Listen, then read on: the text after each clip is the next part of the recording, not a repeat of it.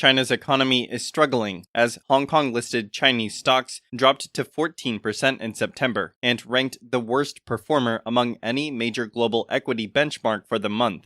Chinese stocks are now traded at 0.6 times book value, the cheapest ever on the Hang Seng China Enterprises Index. Out of 50 firms in the index, only 3 stocks did not fall, and 47 remaining stocks dropped, with real estate developers and tech firms down at the bottom. The ongoing property crisis played a significant part in the poor performance. Most of China's biggest real estate developers are listed in Hong Kong, and China's largest developer, Country Garden, lost 72% this year. Tech firms like Alibaba lost nearly half their share, while Tencent is down 42% for the year. Video streaming firm Bilibili plunged about 2/3. Experts said Beijing's zero-COVID policy is to blame for the poor performance. They said that until China loosens the COVID policy and reopens, it is hard to see what factors boost investors' confidence. Kevin Lee, fund manager at GF Asset Management, told Bloomberg, "For China, it is still more about whether COVID restrictions will ease up after the 20th Party Congress,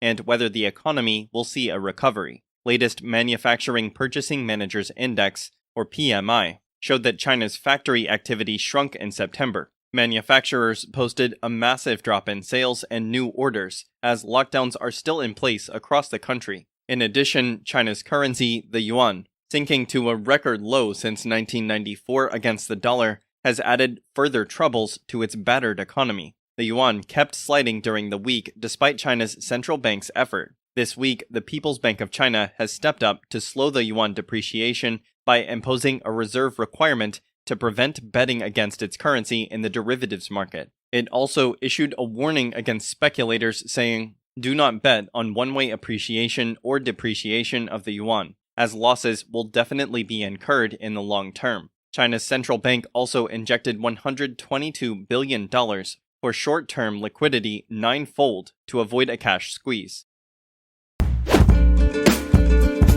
Leftover snacks in China becoming increasingly popular. A new food known as a leftover snack has recently appeared in China. It is popular among people because of its low cost. However, its quality is also a topic that causes many lively discussions among netizens. According to Sohu, sales of leftovers and snacks on Taobao and Tmall alone exceeded 20 million yuan, more than $2.9 million, in the first quarter of this year. The so-called leftover snacks are generally the corners and leftovers cut off during food production, such as bread edges, pieces of ham, crumbs, cakes, and so on.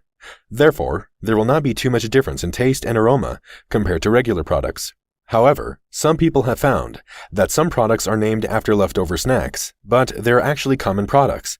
This is to increase the appeal to the public. Chinese netizens comment on these products in two extremes.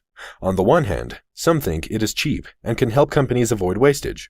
However, some believe that the quality and safety of these foods are questionable and that caution should be exercised. Groom challenge caused a stir among netizens. Recently, a viral video on the internet about a groom undergoing challenges has attracted public attention. The footage shows the groom squatting in a well. Many people poured soy sauce, vinegar, drinks, stinky tofu, and other liquids on him. The groom was nauseous and covered his mouth, trying to endure the ordeal. Someone shouted, "Almost there," but the crowd didn't stop. Wang, the person who posted this video, said that this game was for his friend on the wedding day in Zhengzhou, Henan. Everyone had fun after playing this game. Many netizens left comments after seeing this scene. Some people said that it is impossible to think that in 2022 there will still be such customs. Some people say that playing like that is too excessive. Groom challenge games are quite common in China. A groom has even been hung on an electric pole for everyone to pour liquids on him. This often appears in traditional Chinese weddings. The bride's house puts requirements that the groom must pass in order to marry the girl. This also symbolizes that the groom can overcome life's difficulties to bring happiness to his bride. China conducts testing of live lobster samples to detect COVID. After more than 2 years of the pandemic outbreak, nucleic acid testing has always been a priority for the Chinese government to prevent the spread of COVID. China's medical personnel recently received a request to collect nucleic acid samples from food, while the rest of the world adopted testing for humans. The video shows a lobster taking a COVID test in a seafood store. They are still alive in the aquarium. This could surprise many people, as scientists haven't concluded seafood will infect people with COVID. But this is a job requested by the Chinese authorities, so the anti-epidemic staff and the people cannot refuse. Russia has accused the United States of benefiting from the Nord Stream pipeline leaks, but stopped short of blaming Washington for the explosions. Major leaks have erupted this week on the Nord Stream pipelines, which run from Russia to Europe. And the Russian ambassador to the United Nations, Vasily Nebenzia, on Friday told the UN Security Council that the U.S. has much to gain in gas trade from the damage. The U.S. Deputy Representative to the UN, Richard Mills, rejected the assertions, saying that Washington categorically denies any involvement. China's Deputy Permanent Representative to the UN, Geng Shuang, was also at the meeting, and he said that China is deeply concerned about the leakage. 我们注意到，目前的信息表明。 We've noticed that current information on the leaks points to possible acts of sabotage rather than accidents. If confirmed, this would constitute an attack on multinational civilian facilities and undersea pipelines, which is against international law. We've also noticed that all stakeholders believe it is necessary to conduct an objective, impartial, and professional investigation. Le projet de résolution a retenu 10 voix pour, 1 voix contre et 4 abstentions. 轮值联合国安理会9月主席的李维安宣布，由于联合国安理会常任理事国投下反对票，谴责俄罗斯并吞乌克兰部分领土的决议草案没有通过，俄罗斯投下唯一的否决票，而中国驻联合国大使张军则投下弃权票。乌克兰危机延宕7个多月，危机及其外溢效应已经带来了广泛的消极影响。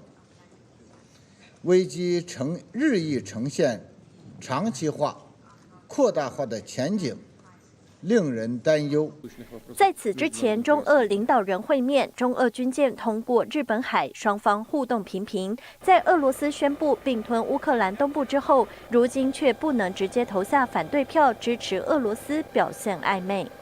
相比之下，乌克兰国会外交委员会主席梅列日科对德国之声表示，感谢台湾对乌克兰的援助，并谴责购买俄罗斯的能源，还持续在幕后支持的中共是敌人的朋友。梅列日科早在今年8月就成立跨党派友台小组，并称赞台湾是真朋友。梅列日科表示，他呼吁台湾在基辅设立代表处，并达成各项国际协议。他期待与台湾发展各式各样的关系。新唐人亚太电视江子阳编译。现在是一方面大家怀疑中共的合法性，二方面大家肯定了台湾的合法性。如果不是中华民国的话，至少是台湾的合法性。中共一天到晚讲东升西降，现在不是，现在是台升陆降，所以他才真的担心了。他只要把压箱法宝拿出来，压箱法宝叫做2758号决议案。美国总统9月21日，1971年以来第一次在联合国大会演说提及台海和平。中共外长王毅24日在联合国大会演说，声称台湾自古以来就是中国领土，称联大2758号决议支持所谓一个中国原则，已成为国际关系基本准则和国际共识。中华民国外交部严厉谴责错误解释，做贼喊捉贼。学者闵居正向新唐人表示，中共政权面临6·4以来的合法性处境，着急了，忧心几10年来对台湾的封杀，千里之堤将溃于蚁穴。学者宋国成批评中共歪曲历史，篡改事实。俄罗斯自从清朝的爱魂条约开始，一直到现代的这个中俄友好同盟为止，它一共掠夺了中国250万平方公里的土地。假如中国共产党那么样坚持主权独立和领土的完整，你应该去跟俄罗斯讲，自古以来。该决议实际上只处理中国在联合国代表权的问题，且用语是所谓把蒋介石的代表从他在联合国组织及其所属一切机构中所非法占据的席位上驱逐出去。蒋介石之后的台湾在国际上什么地位？他是没有办法指涉的，对，也没有规范的。对，这40-50年来的只有中华民国到底是什么？